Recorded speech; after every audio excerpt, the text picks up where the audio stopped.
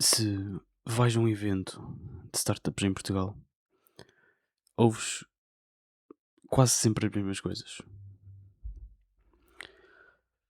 Portugal, e acho que todos nós concordamos, é um hub de inovação.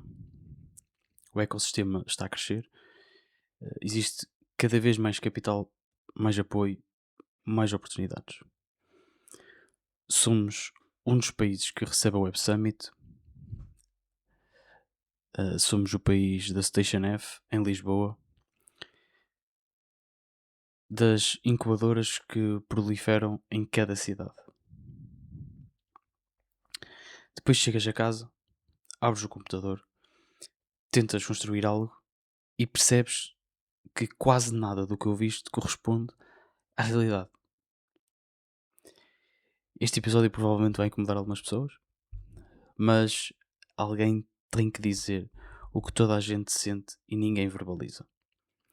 Hoje vou falar sobre a mentira, ou melhor, sobre a distância entre o que se diz e o que se vive quando tentas construir uma empresa em Portugal. Bem-vindos ao episódio número 22 de Zero to CEO e vamos a isso.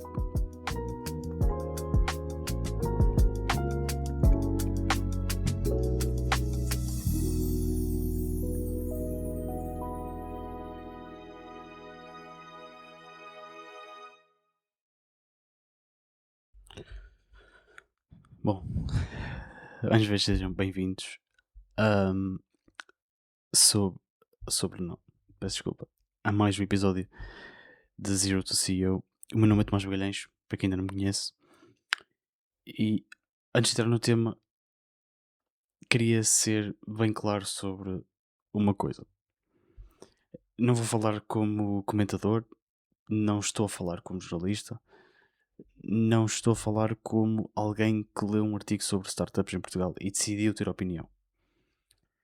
Estou a falar como um fundador a solo, a construir Orion, uma plataforma de inteligência operacional para a indústria. Isto é, sem investidor, sem equipa. É lidar diretamente todas as semanas com a realidade do que é construir algo neste país. E o que eu vou partilhar aqui hoje não são opiniões abstratas, são experiências. São experiências acumuladas ao longo de meses. E quando digo que algo não funciona, digo porque é que tentei e não funcionou. Na mesma linha também quero dizer que não sou ingrato. Há bastante coisas boas no ecossistema português. Existem pessoas genuinamente a tentar ajudar. Existe progresso real. Mas o progresso está a ser, e vou abrir para aspas, afogado por uma narrativa que não corresponde à realidade. E esta narrativa, repetida em grandes palcos, em eventos, em alguns posts no LinkedIn, está a prejudicar mais do que a ajudar. Porque esta narrativa, no fundo, cria falsas expectativas. E expectativas falsas levam a desilusões reais.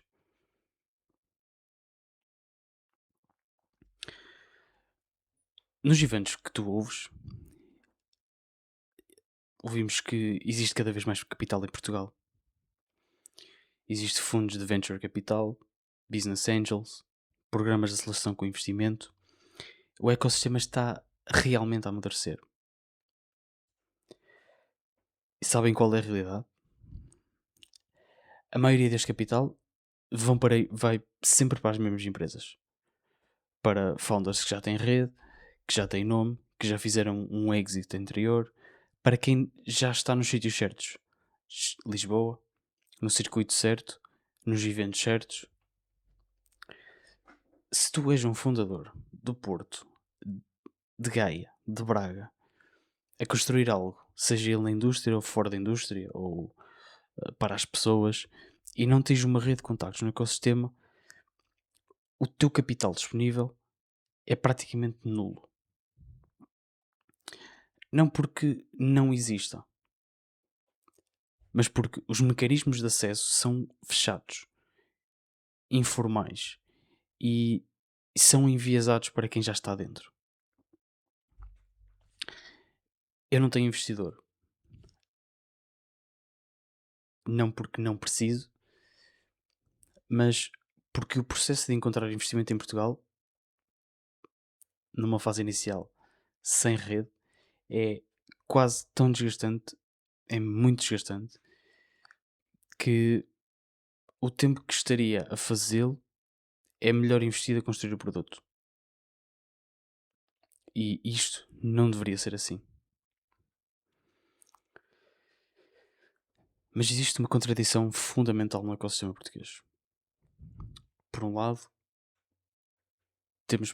todos falam de inovação, de agilidade, de velocidade, de move fast, de competir globalmente, pensar em grande. Por outro, o Estado. As finanças, a segurança social, os programas de apoio. Funciona como se estivéssemos em 1995. Se queres abrir uma empresa, preenche formulários. Queres aceder a um programa de apoio à inovação? São meses e meses de burocracia. Queres contratar alguém? Uma carga fiscal que torna cada contratação uma decisão quase de risco. E o que é que acontece? Perdes semanas, semanas reais, onde podes estar a construir o teu produto, estar a fazer outras coisas de desenvolvimento, podes estar a progredir, mas estás a lidar com papelada que não move o negócio nem sequer 1 milímetro.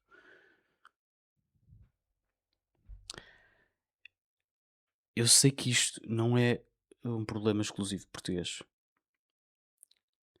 mas tu, quando ouves em palcos que Portugal é o melhor sítio para construir uma startup e depois passas 3 semanas à espera de um documento das finanças, a distância entre a narrativa e a realidade fica insuportável.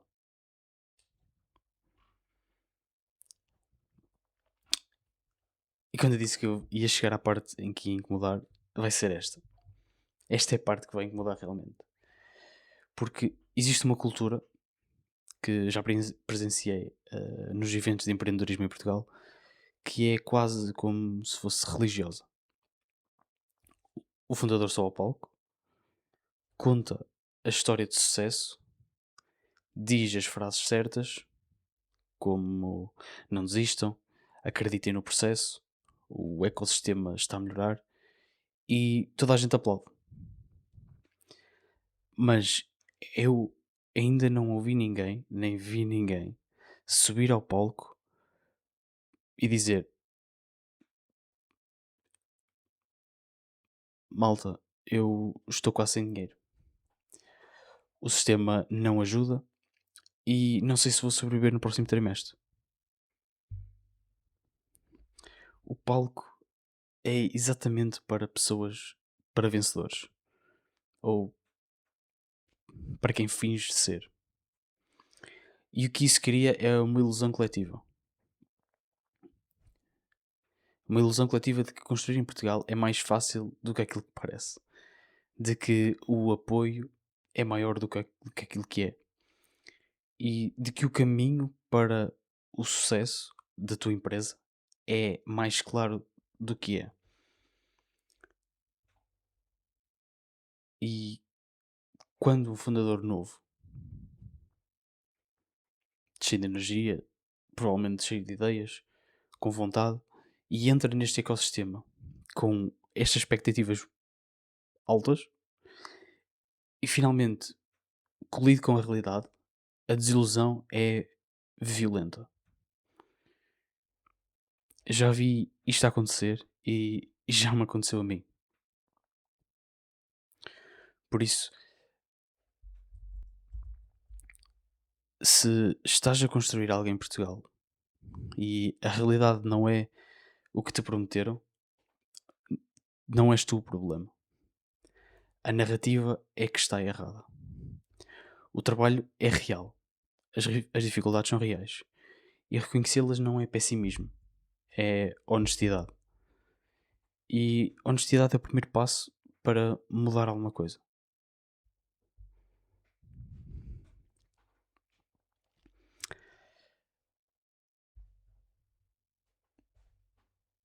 Bem, hum, dito isto, seria bastante injusto e desonesto dizer que tudo é mau na indústria e tudo que é mau neste ecossistema português, tudo é mau, porque não é. Há coisas em Portugal que funcionam genuinamente bem para fundadores e seria bastante estúpido ignorar estes pequenos pontos. Bom,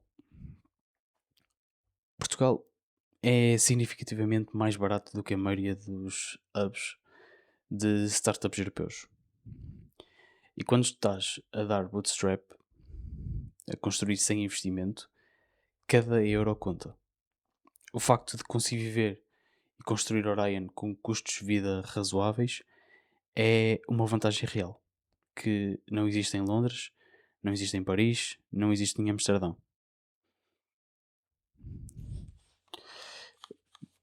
Isto também está a mudar.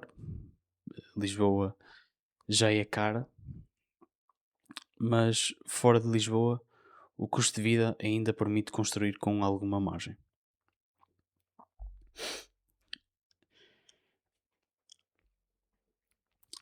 Também em Portugal existem engenheiros muito bons.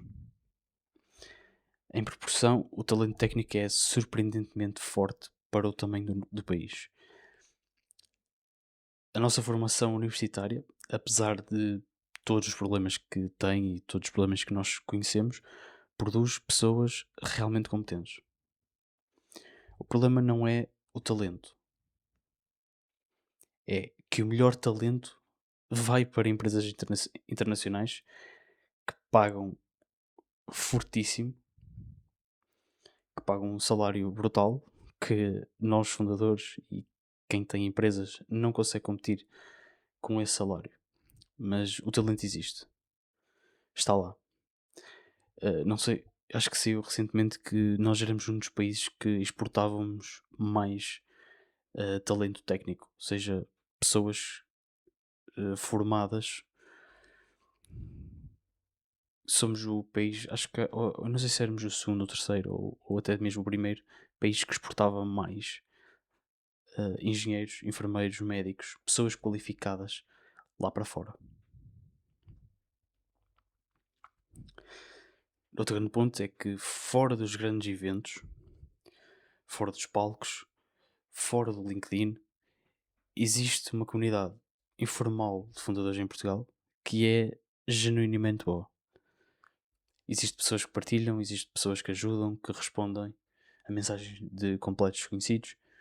Isto é uma comunidade bastante pequena, mas é uma comunidade real. E nestes círculos informais encontras mais valor do que em qualquer conferência de 3 dias. O problema é que essa comunidade é difícil de encontrar, pode ser muito específica, se não souberes onde procurar. E os eventos que deviam ser a porta de entrada muitas vezes não o são. Bem, eu não quero que este episódio seja um, uma lista de problemas. Não quero que seja que eu literalmente a descarregar a minha raiva no ecossistema português e no sistema português, mas quero que seja um episódio útil. Por isso vou partilhar o que acho que precisa de mudar, com a perspectiva de alguém que está por dentro. Bom, o ecossistema precisa de menos marketing e mais transparência. Menos stories de sucessos editadas, mais documentação real do que acontece, menos, e vou abrir aspas, Portugal é incrível para startups, e mais, aspas outra vez, aqui está o que funciona, aqui está o que não funciona, e aqui está o que estamos a fazer para melhorar. É literalmente o que estou a tentar fazer com este podcast. E é o que mais faz falta no ecossistema como um todo.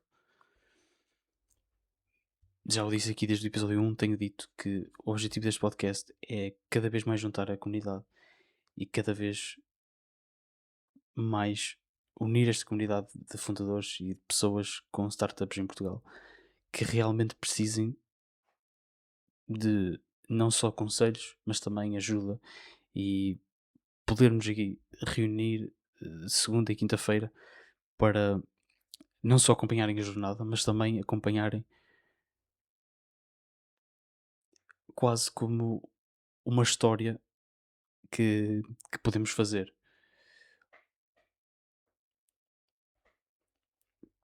juntos como comunidade, claro.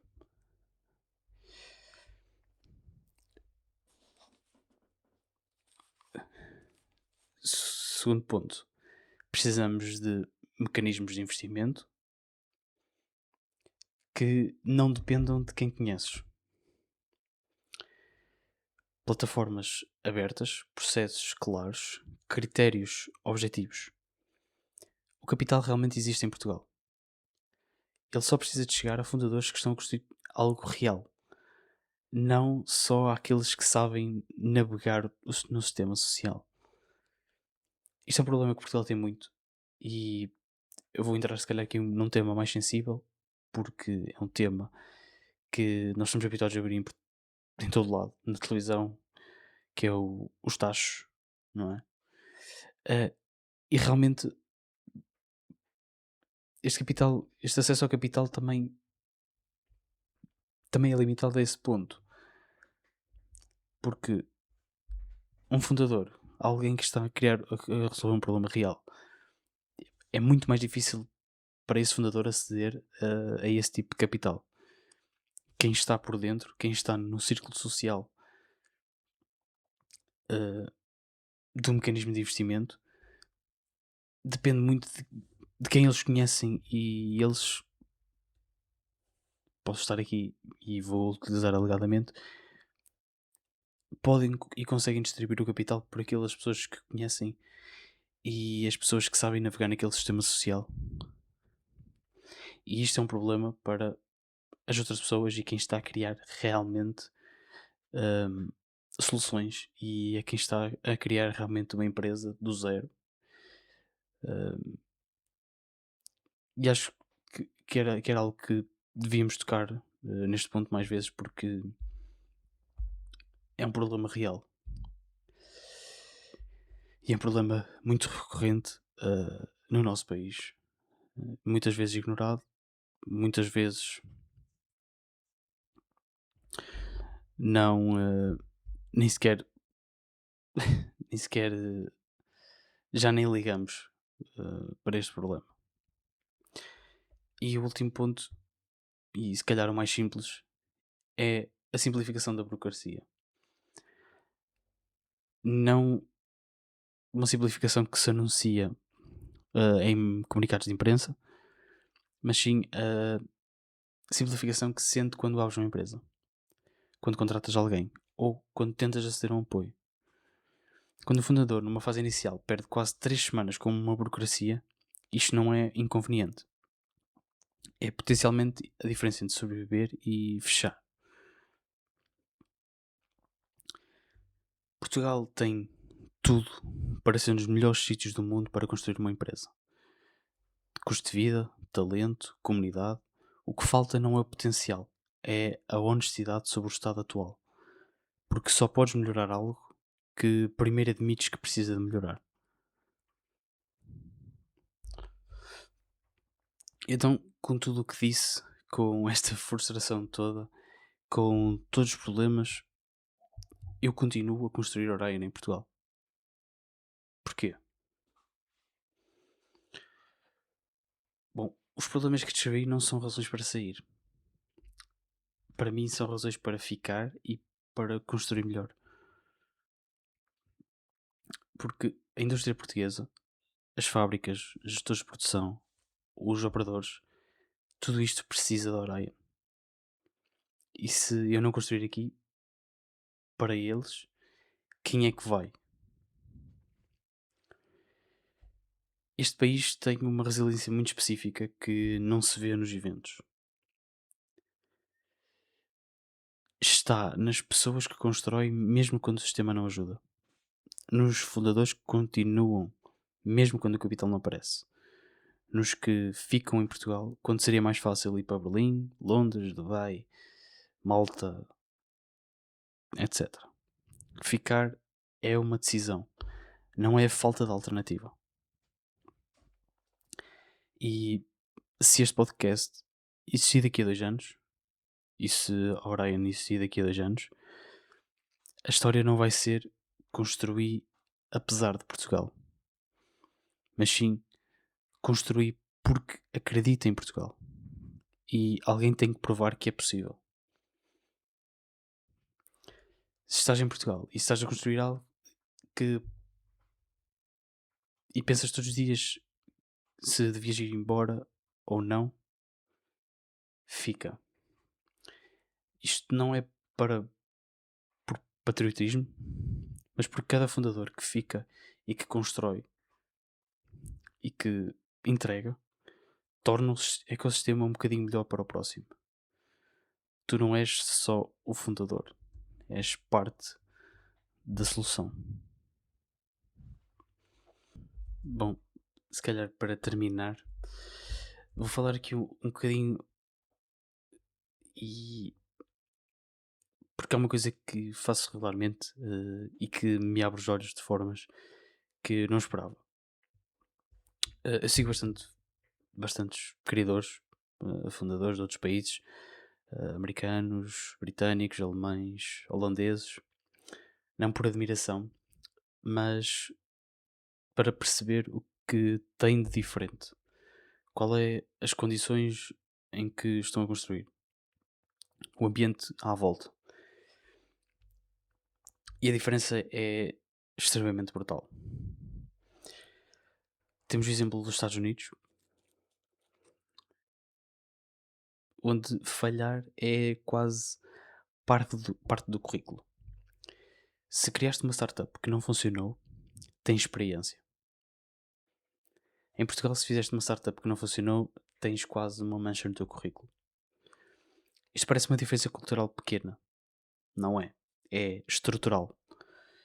Porque quando falhar é aceitável, as pessoas arriscam mais. Os investidores financiam mais cedo e os clientes estão mais dispostos a experimentar novos produtos de novas empresas. E o medo torna-se menor. E onde há menos medo, há mais inovação. Em Portugal, eu vejo que o medo de falhar é paralisante. Não só para o fundador, mas para toda a gente à volta. A família pergunta quando é que arranjas um emprego a sério. Os amigos que não percebem porque é que recusas um salário estável para construir algo incerto. A sociedade que trata o empreendedor que falhou como alguém que não foi suficientemente bom. E este tipo de pressão social invisível é uma das maiores desvantagens competitivas de Portugal. E quase ninguém a mede. Ninguém fala dela nestes eventos. Mas ela está lá. E em cada decisão que o fundador toma, tem medo dela falhar.